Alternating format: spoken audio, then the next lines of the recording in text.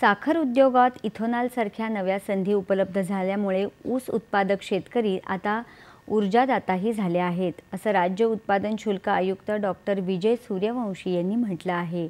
Waste Indian sugar mills association विस्मा म्हणजेच पश्चिम भारतीय साखर कारखाने संघटनेनं पुण्यात आयोजित केलेल्या साखर कारखान्यांच्या राज्यस्तरीय पुरस्कार वितरण सोहळ्यात ते बोलत होते। साखर उद्योग कल्पवृक्षासारखा असून त्याचं भविष्य उज्ज्वल आहे। संपूर्ण जगाची ऊर्जेची गरज भागवण्याची क्षमता साखर उद्योगात आहे, असं सूर्यवंशी यांनी सांगितलं। केंद्र सरकारच्या नवीन आणि अपारंपरिक ऊर्जा विभागाच्या वरिष्ठ शास्त्रज्ञ डॉक्टर संगीता कस्तुरे यांनी या कार्यक्रमात केंद्र सरकारच्या विविध योजना आणि अनुदानाची माहिती दिली। विस्मा ही राज्यातल्या 133 साखर कारखान्यांची अग्रगण्य शिखर संस्था आहे। या संघटनेतर्फे यंदा पहिल्यांदाच साखर हंगाम 2023-24 मध्ये सभासद असलेल्या कारखान्यांना उल्लेखनीय कामगिरी केल्याबद्दल 5 वर्गवारीतल्या विविध पुरस्कारांनी गौरवण्यात आलं।